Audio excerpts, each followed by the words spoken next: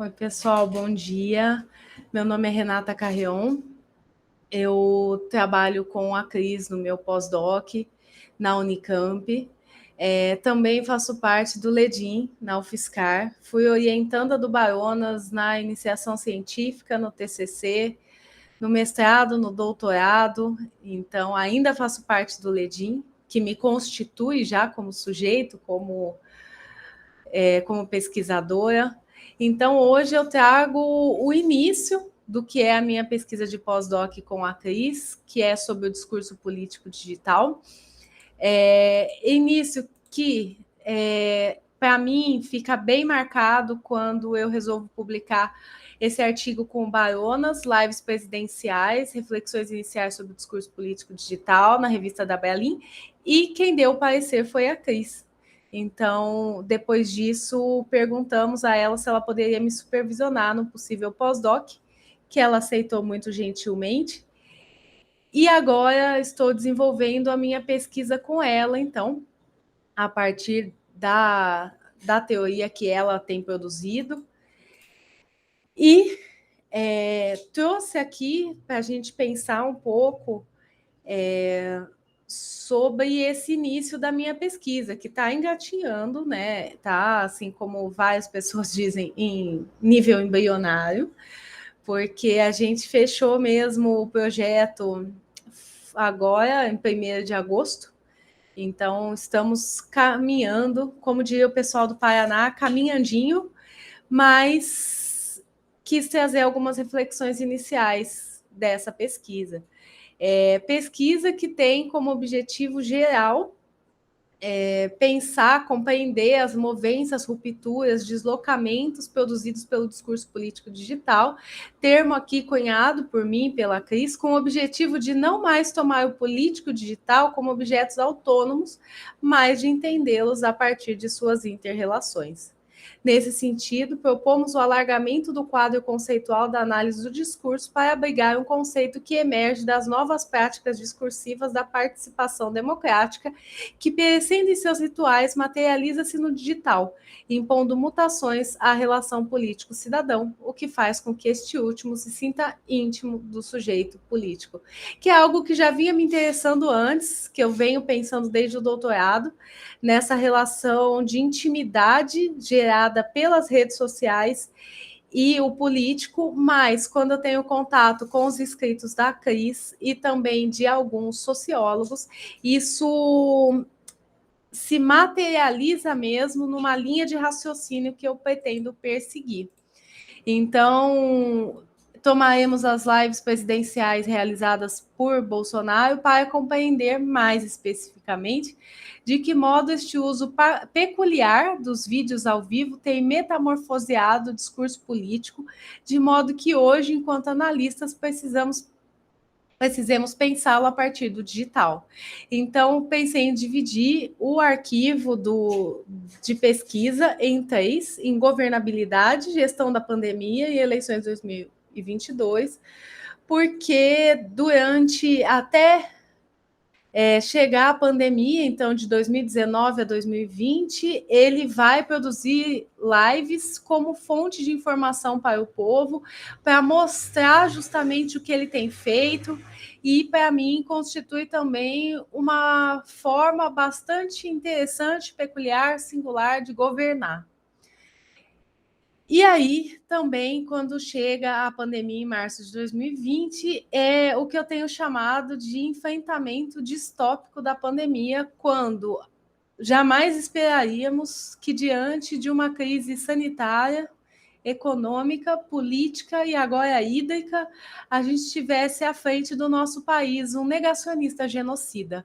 Então, a gestão da pandemia me interessa bastante para compreender o funcionamento desse discurso presidencial, principalmente o discurso de banalização das mortes, e também as eleições 2022, que acredito vão ser bastante interessantes de se analisar, caso ele participe, né, caso ele tenha coragem, caso ele ainda esteja vivo. E acho que ele vai percorrer um caminho que ele já vem trilhando em relação ao digital, e é isso que me interessa, né? E para isso, vou adotar principalmente a análise do discurso produzida no Brasil pela crise, pela ENI, mas sem desconsiderar o que a Mariene Pavot vem produzindo, que é a partir de outra perspectiva da AD. Às vezes eu falo, né, que a Pavot está fazendo a AD dela, mas que também nos interessa, afinal, é alguém que está produzindo agora e algo que é bastante interessante de se observar. Por isso, eu coloquei aqui a minha linha de raciocínio, que eu tenho, né, essas coisas de perseguir uma linha de raciocínio. Eu espero que ela não esteja errada, porque eu estou perseguindo isso aí faz tempo. Mas venho estudando, trabalhando discurso político, principalmente campanhas eleitorais, e já observei como essas campanhas e como esse discurso político funciona no palanque, suas mutações para o rádio, para a televisão, as redes sociais e agora o discurso digital.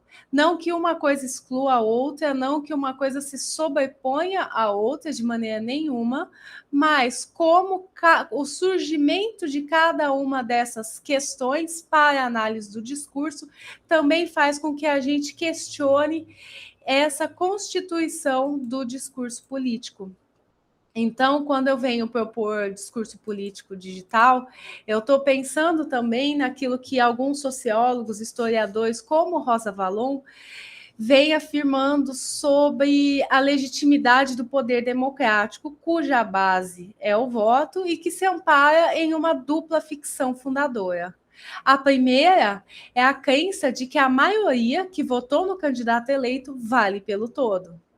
E a segunda é que o vínculo estabelecido entre eleitor e representante no ato eleitoral permaneça efetivo durante o mandato.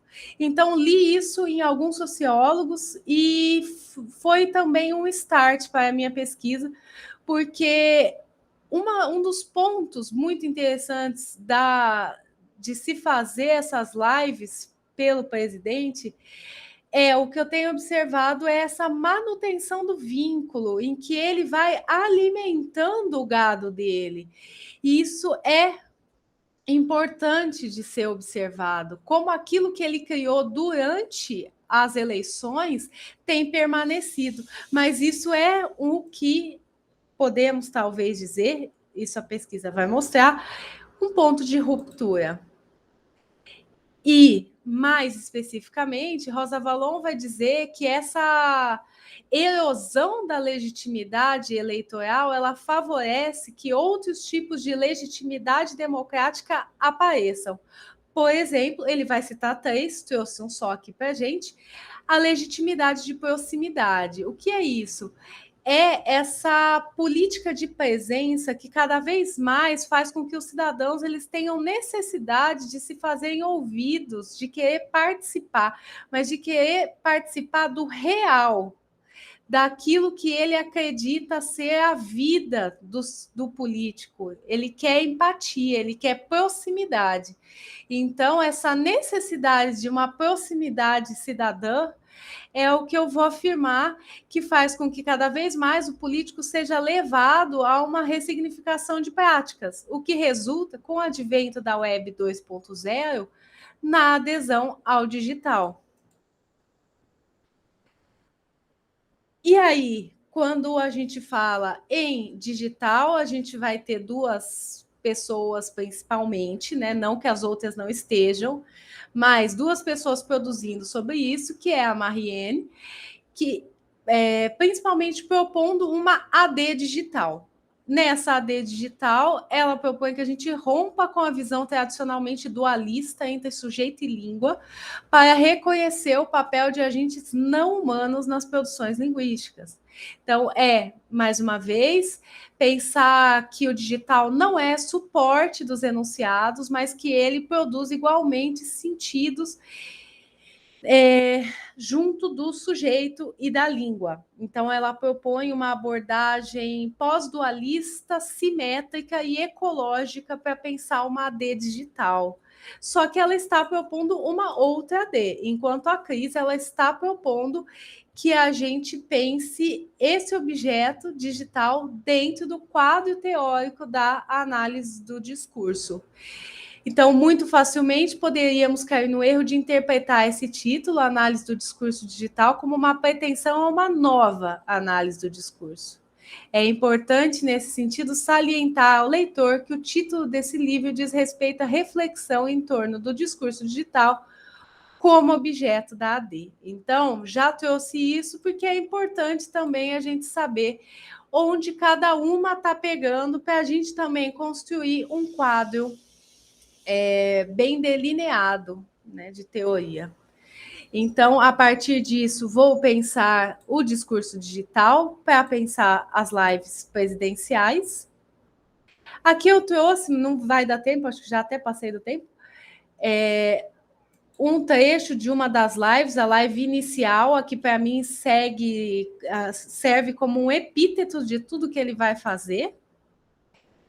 Depois, uma breve análise, muito breve, e aqui alguns prints do que eu pretendo analisar ainda como essa configuração, essa dimensão técnica das lives e que também produzem sentidos e também estão ali funcionando para que esse discurso se constitua. Bom, é isso. Obrigada. Desculpa se eu passei do tempo.